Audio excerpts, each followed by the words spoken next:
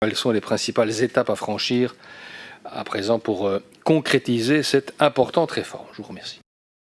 La parole est à vous, Madame la Ministre. Merci, Monsieur le Président. Monsieur le député, vous reliez deux réalités que nous évoquons régulièrement. D'une part, les tensions concrètes que connaît le réseau, difficultés de raccordement, saturation, décrochage d'onduleurs, etc. Et d'autre part, les interrogations légitimes sur l'usage des moyens par les gestionnaires de réseau. Ces deux aspects renvoient à une même question de fond. Disposons-nous aujourd'hui de la bonne organisation pour relever les défis de l'électrification et de la transition? Ma conviction, que j'ai déjà eu l'occasion d'exprimer devant vous, est que le modèle actuel a vécu, vous l'avez dit, et donc je me répète, et que c'est désormais à l'échelle régionale que ces défis doivent être pensés. Sur les déclarations récentes de la direction de RESA, je les ai entendues. Il est naturel que chaque opérateur défende sa structure, son savoir-faire, son ancrage.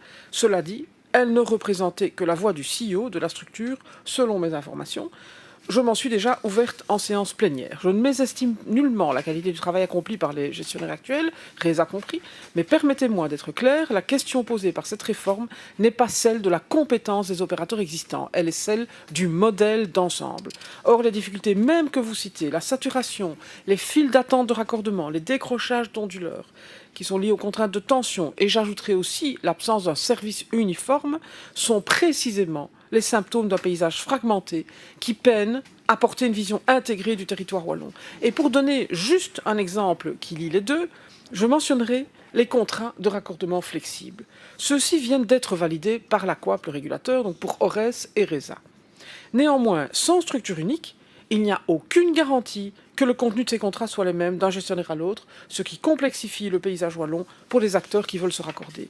Les déclarations de RESA ne modifient donc en rien l'analyse du gouvernement. Si je dois être honnête, elles la confortent, car elles illustrent que le débat reste centré sur la défense des structures où il devrait porter sur l'intérêt des usagers et la cohérence régionale. Les raisons qui font du gestionnaire unique la réponse la plus adaptée tiennent toutes à la nature des défis que nous devons relever. D'abord, la planification. Anticiper et traiter la saturation suppose une vision d'ensemble du territoire, une capacité à arbitrer les priorités d'investissement et à éviter les incohérences et les redondances. Un acteur unique est en mesure de porter cette vision, une mosaïque d'opérateurs par construction beaucoup plus difficilement. Ensuite, la capacité d'investissement elle-même. Les investissements de demain seront de moins en moins le simple tirage de câbles et de plus en plus numériques.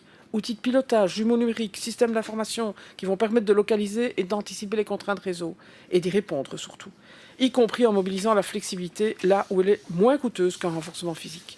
Ces investissements lourds et spécialisés sont très difficiles à soutenir avec de petites structures.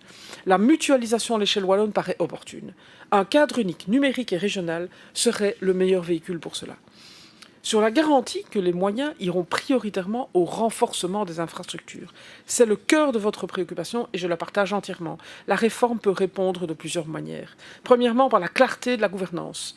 Une distinction nette entre activités régulées et non régulées rend l'ensemble plus lisible et le contrôle plus facile. On voit où vont les moyens et on voit à quoi ils servent. Deuxièmement, la professionnalisation de l'actionnariat. Il faut un actionnaire en capacité de jouer pleinement son rôle, de challenger l'outil sur son efficacité, sa discipline de coût et sur la pertinence de ses dépenses. C'est précisément l'absence d'un tel aiguillon qui nourrit aujourd'hui certaines des interrogations que vous mentionnez. Troisièmement, par les économies d'échelle. Rationaliser les fonctions, mutualiser les choix techniques et les équipements, c'est autant de moyens libérés des frais de structure dupliqués pour être réorientés vers ce qui compte, le réseau lui-même. Quatrièmement, par le pilotage. La DPR prévoit la mise en place d'indicateurs de performance et de délai de rigueur qui sont évalués périodiquement et qui feront l'objet d'un rapport au conseil d'administration. Ces indicateurs porteront aussi sur l'effort d'investissement et sur la qualité du service rendu, de sorte que la priorité aux infrastructures ne soit pas une intention, mais une obligation mesurée et suivie. En somme, loin d'opposer la réforme de gouvernance et l'urgence des investissements, je considère que la première est la condition de la seconde.